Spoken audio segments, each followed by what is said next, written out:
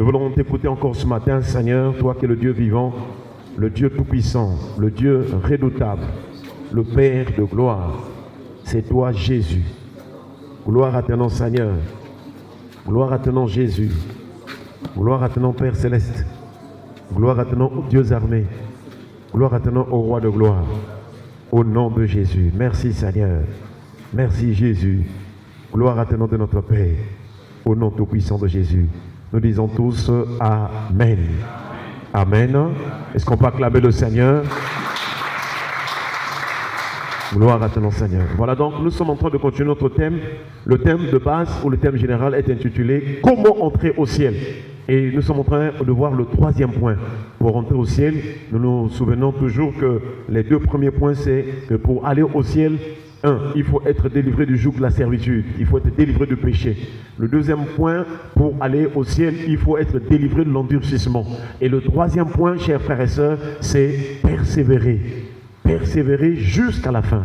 Et nous sommes en train de voir les types de persévérance. Et le premier type de persévérance que nous sommes en train de voir, c'est la persévérance dans la prière.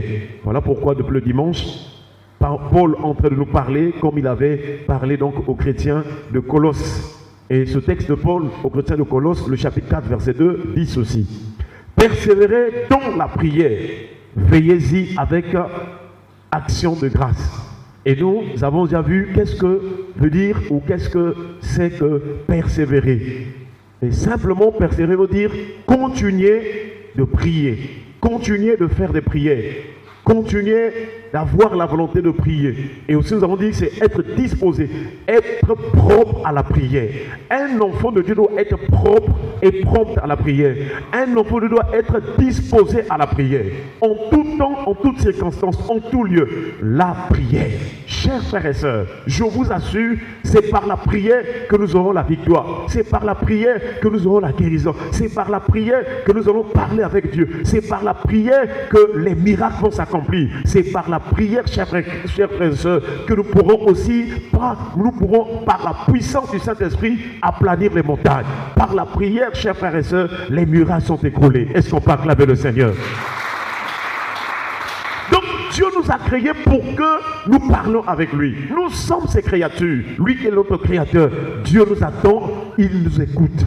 Il aime nous écouter, lui parler. Et le langage ou le moyen par lequel nous parlons avec Dieu s'appelle la prière. Donc la première des choses, c'est persévérer dans la prière. Que tu sois à la maison, quand tu te lèves, déjà le matin, la prière. Avant de sortir, la prière. Pour nous que tu es en cours de route pour aller dans tes courses ou dans tes occupations, la prière. Et nous avons dit qu'il y a la prière où on élève la voix d'une manière haute, ou hausser la voix, hausser le ton. Mais il y a la prière que tu peux faire à voix basse. Il y a aussi une prière aussi très importante, c'est la prière du cœur. Est-ce qu'on peut acclamer le Seigneur? Et c'est cette prière du cœur qui est, je ne dirais pas peut-être la meilleure, mais c'est cette prière qui nous donne de prier sans cesse.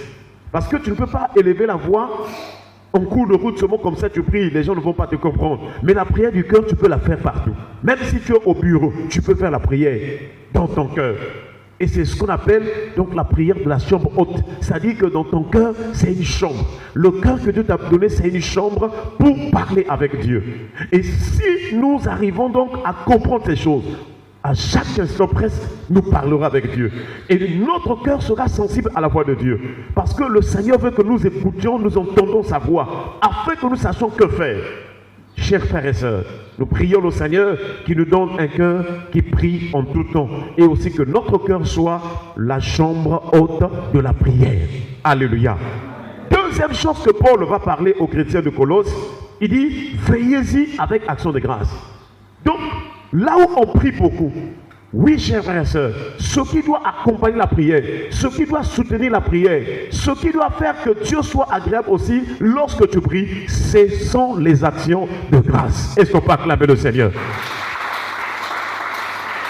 Et donc, depuis le début de la semaine, nous sommes en train de voir aussi ce que c'est que les actions de grâce, chers frères et sœurs.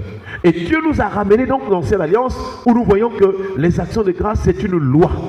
La loi du sacrifice d'action de grâce. Et nous sommes donc dans Lévitique chapitre 7, versets 11 à 12, que nous avons déjà lu plus d'une fois.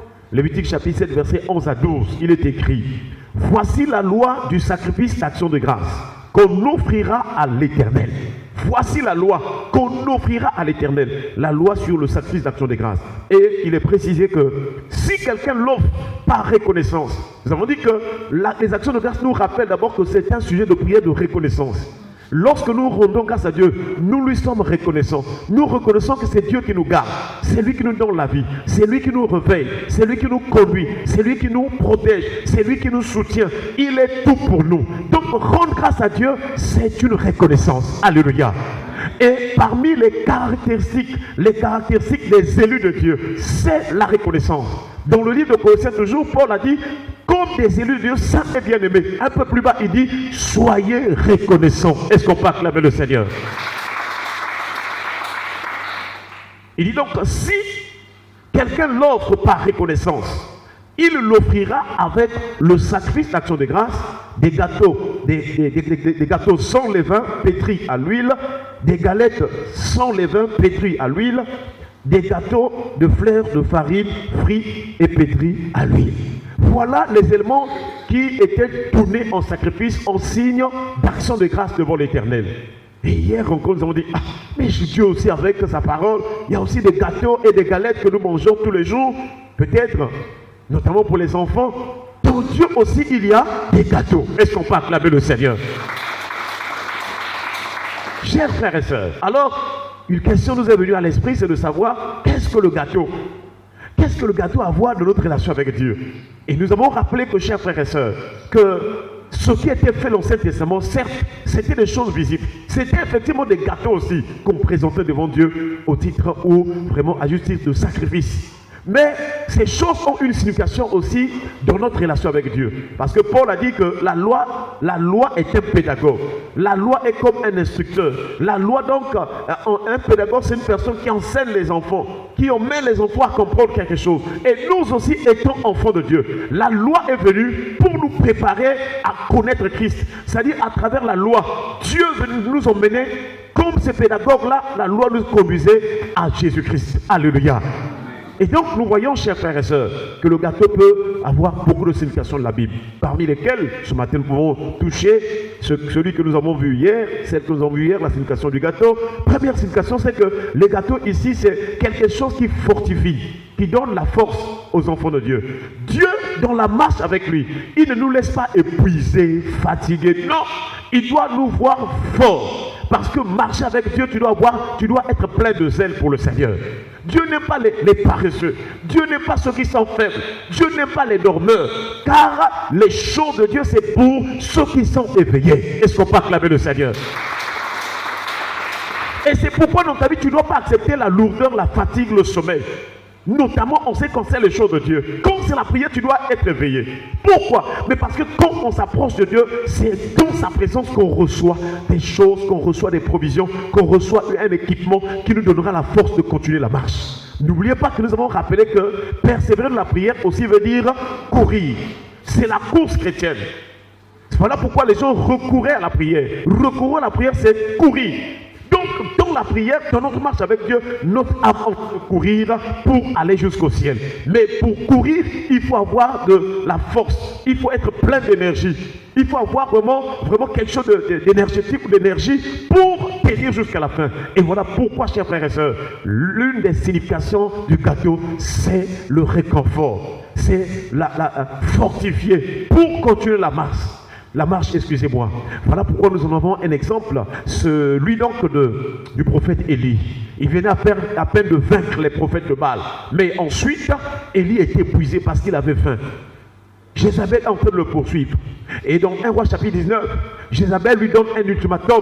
Jézabel va aller dire à Élie que les dieux me traitent dans toute leur rigueur. Si demain, je ne fais pas de lui ce qu'il a fait à l'un de ses prophètes. Élie donc devait fuir parce que Jézabel avait une grande autorité. Je vous assure, l'esprit de Jézabel agit encore aujourd'hui. Il est en train de poursuivre les chrétiens. Il est en train de tuer. Il est en train de détruire. Il est en train de séduire. Il est en train d'endurcir les chrétiens aujourd'hui. L'esprit de Jézabel. Et Élie courant va arriver dans un lieu désert. Oui, ou désertique, chers frères et sœurs. Et là, il n'y avait plus à manger. Élie, un prophète qui a invoqué le feu est descendu physiquement. L'holocauste a été consumé, chers frères et sœurs. Élie, une personne qu'on reconnaît que quand il a prié, Dieu s'est manifesté. Élie, une personne par son ministère a ramené le cœur d'Israël envers l'éternel Dieu. Chers frères et sœurs, mais il va se retrouver manquant quelque chose à consommer ou à manger. Je vous assure, on peut être enfant de Dieu, on peut avoir l'onction, mais il y aura aussi des épreuves. Alléluia. Mais les épreuves ne veulent pas dire que Dieu nous a abandonnés, c'est fini. Élie dans la chair, il va dire que je meurs. La foi quoi? Il y a des gens comme ça, quand il y a une situation, même des chrétiens, ah vraiment, je suis fatigué de tout. Non, il ne faut pas te fatiguer. Tu dois tenir jusqu'à la fin. Est-ce qu'on peut acclamer le Seigneur? Et Élie s'est fatigué, il s'est endormi.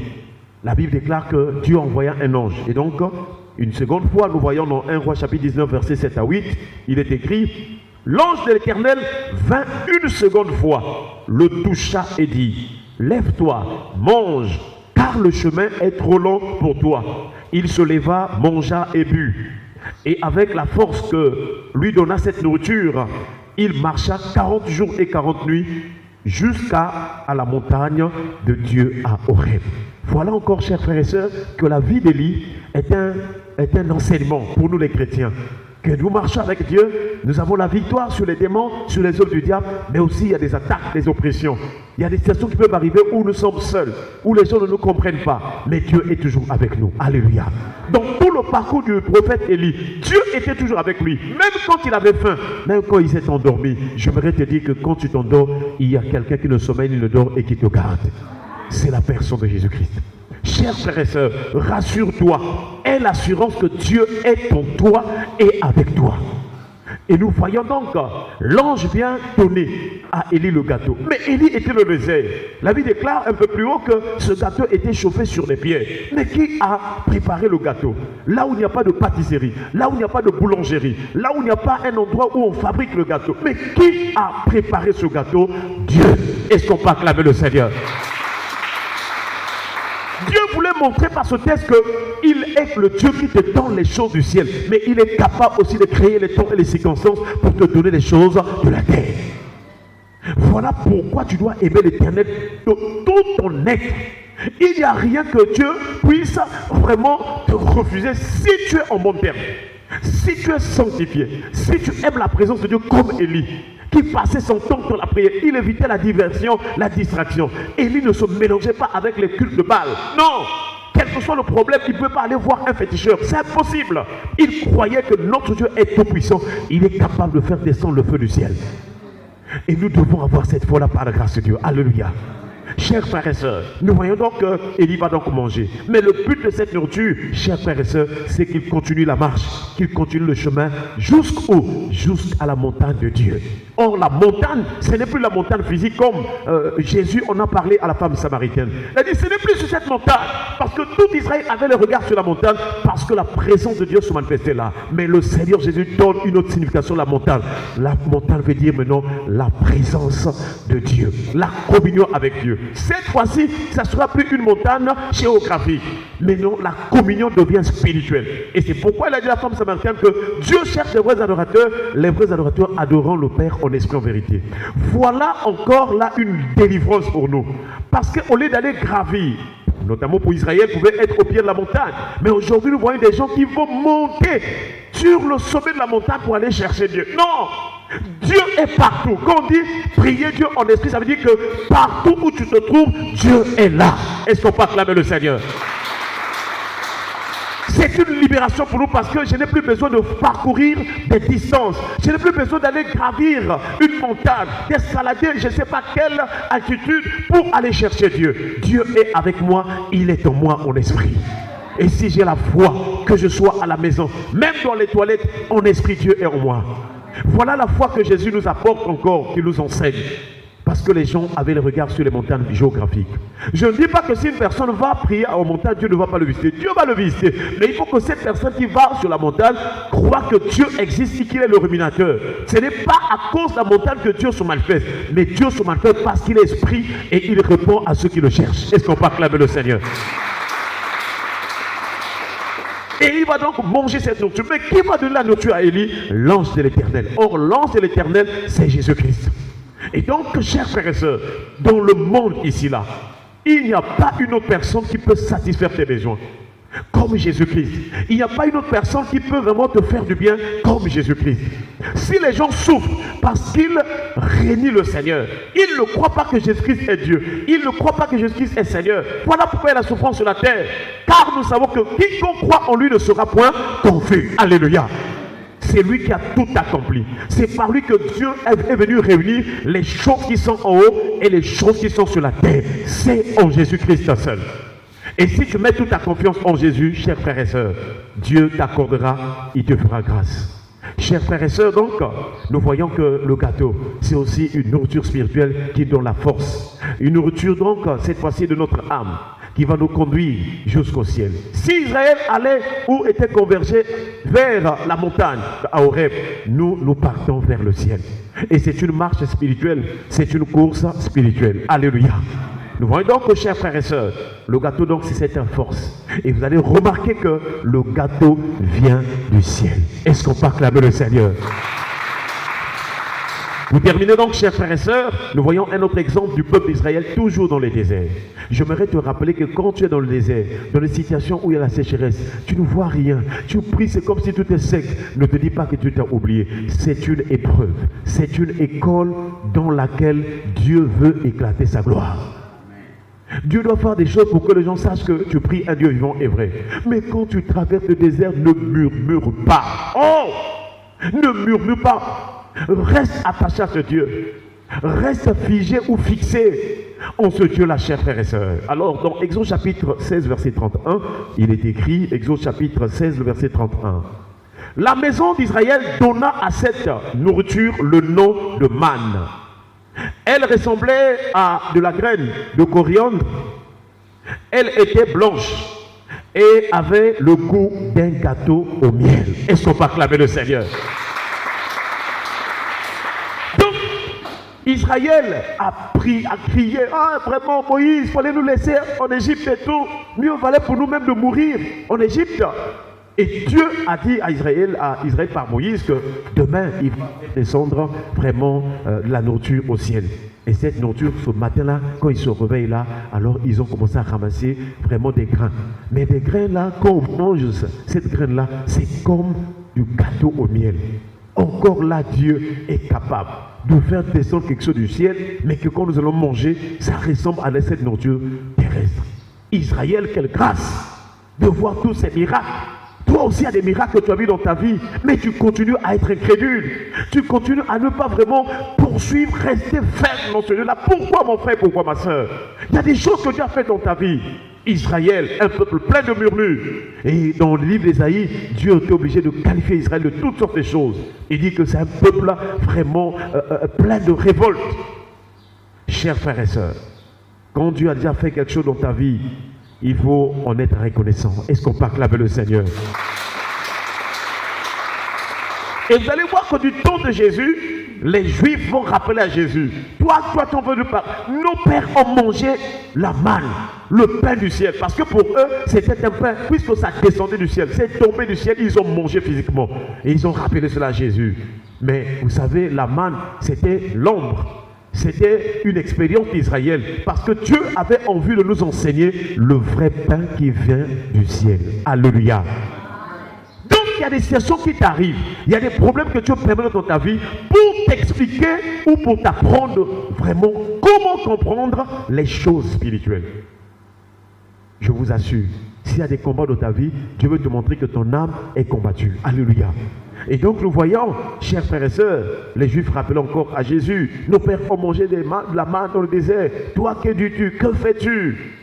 Et Jésus leur rappelle qu'ils ont mangé la manne dans le désert, mais ils sont tous morts. Est-ce qu'on peut acclamer le Seigneur?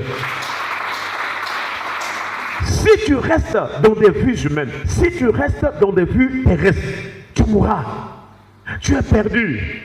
Pendant que tu marches là, pendant que tu es debout, pendant que tu es assis, il faut que dans ton cœur, que tu aies les regards pour croire que Dieu, un jour, m'enlèvera de cette terre. Un jour, j'irai au ciel. Alléluia. Nous marchons, mais tu dois avoir l'espérance que mon Dieu, il est vivant. Un jour, il m'enlèvera pour que j'aille au ciel. Et donc, c'est pourquoi nous voyons que Jésus rappelle cela aux Juifs. notamment dans Jean chapitre 6, parce que c'était après le miracle. Et les Juifs, en tout cas, lui rappellent la question sur le pain, chers frères et sœurs. Le verset 32 de Jean chapitre 6, Jésus leur dit, en vérité, je vous le dis, Moïse ne vous a pas donné le pain du ciel. Mais mon Père vous donne le vrai pain du ciel. Alléluia. Car le pain de Dieu, c'est celui qui descend du ciel et qui donne la vie au monde. Il lui dit, Seigneur, donne-nous toujours ce pain. Est-ce qu'on peut acclamer le Seigneur? Donc au départ, les Juifs avaient soif. Ils étaient contents de la nourriture terrestre. Ils étaient contents du miracle que la transformation de pain, la multiplication, excusez-moi, des pains et des poissons. Est-ce que toi aussi, ta vie, ta marche avec Dieu, regarde les choses terrestres? Au départ, ils avaient cela. Mais lorsque Jésus leur apporte la sainte parole de Dieu, ils ont compris que la vraie soif de notre âme, c'est le pain du ciel. Ce sont les choses spirituelles. Si tu veux voir ta vie changer et que tu vives des miracles, commence à être assoiffé aux choses spirituelles. Commence à être assoiffé, à être plein d'amour, à être plein de joie. Vraiment, si tu commences à désirer les choses qui sont spirituelles, les choses qui touchent le cœur de Dieu, le reste te sera donné par-dessus. Est-ce qu'on peut acclamer le Seigneur? Voilà donc, chers frères et sœurs, ce qui nous arrive de temps en temps. On est des chrétiens, mais quand on va sortir du culte, tu vas voir que ton cœur va peut-être se pencher sur une ballerine, peut-être sur une chaussure, peut-être sur un habit, et toute ta joie, c'est sur cet habit-là. Non! Nous devons avoir la joie du ciel. Que j'ai beaucoup d'habits, que j'ai peu d'habits, que j'ai beaucoup de nourriture, que j'ai peu de nourriture, que j'ai beaucoup d'argent ou pas. Ce qui m'intéresse, ma joie, c'est le Seigneur. Ma joie, c'est la parole de Dieu. Voilà pourquoi je ne peux pas m'en passer. Je ne peux pas passer toute une journée sans écouter Dieu. Mais tu vas voir des sœurs toujours avec des causeries mondaines, des choses terrestres. Un tel, le jour-là, il avait dit... Oh, il avait dit quoi? Ce qui t'intéresse, c'est entendre Dieu. Dieu te réveille le matin. Dis-lui, Seigneur, qu'est-ce que je dois faire cette journée? L'Esprit de Dieu te dira, ne va plus dans les murmures. Sois attaché au Seigneur. Prie le Seigneur. Recommande le lieu où tu vas te rendre aujourd'hui. Alléluia. Donc il faut que nos cœurs arrivent à cette dimension-là. Et de temps en temps, nous parlerons, nous communierons avec Dieu. Je vous assure, si notre cœur est attaché au Seigneur, le reste lui-même il va faire. Son esprit nous gardera. Il enverra ses anges pour nous accompagner. Et tu verras que la route sera comme tapissée par le sang de Jésus. Ta route sera ouverte. Là où tu passeras, il n'y aura plus quoi que ce soit qui va t'emmerder. Parce que ton cœur est dans le Seigneur. Que Dieu nous aide à quitter donc les plaisirs, les désirs charnels. Que Dieu nous aide à nous préoccuper, à se vaquer ou à se donner, à se préoccuper, à ce qui concerne la prière. Évite les discussions vaines. Évite les causeries vaines. En fait, quand tu causes avec une personne, pose la question, est-ce que ce qu'on dit là va m'instruire? Est-ce que ce qu'on dit là va m'aider à grandir spirituellement? Pose-toi la question au fond de ton cœur. Tu vas voir que le Saint-Esprit va te rappeler que non, mais ça là c'est un perdant. Tu dois arriver à éviter certaines sœurs, certains frères qui sont en train de te distraire. Le temps est précieux, je vous assure. Le temps est précieux. Quand Dieu te donne le temps de vivre, ce matin-là, la journée-là, devant Dieu c'est précieux, c'est un don. Et il te donne de gérer le temps. Il dit, bon, j'étais réveillé ce matin, je veux voir comment tu vas gérer cette journée. Malheureusement, pour beaucoup de chrétiens, ils perdent les journées et les jours. Tous les jours, ils perdent. Il se réveille, il ne sait pas ce qu'il va faire, il n'a pas de programme, il n'a pas de projet, il n'a même pas de temps de prier avec Dieu. Lui, il se lève, il va aller voir un tel. Après cet un tel-là, il revient. Il ne sait pas ce qu'il est en train de faire la journée. Non, demande à Dieu, Seigneur, que dois-je faire? Le mois commence, demande au Seigneur. Seigneur, que veux-tu que je fasse ce mois-ci? Seigneur, donne-moi des idées, donne-moi des pensées. Dieu va t'orienter. Alléluia. Et si Dieu t'oriente et que tu marches dans sa volonté, tout ira bien, la bénédiction t'accompagnera. Est-ce qu'on peut acclamer le Seigneur? Laissons notre tête dans la prière, nous remercions le Seigneur pour sa parole et nous allons prier le Seigneur au nom de Jésus.